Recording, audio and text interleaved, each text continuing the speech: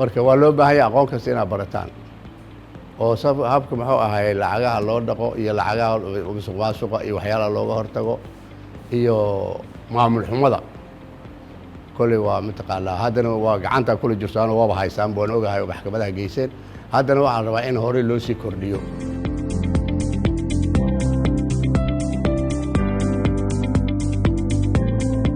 tababarka noocan oo kala ah wuxuu xoojinayaa aqoonta iyo xirfadda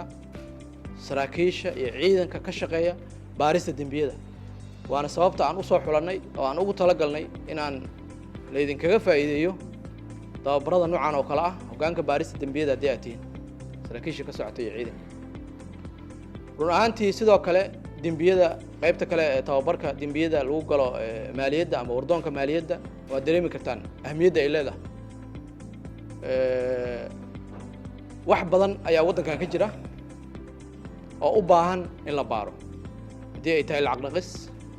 haddii ay tahay maalgelin argagixiso waxaasoo dhan waxay u baahan yihiin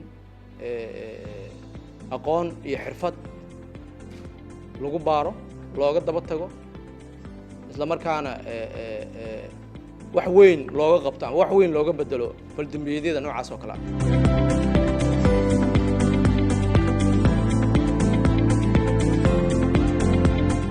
The world is increasingly becoming interconnected and complex,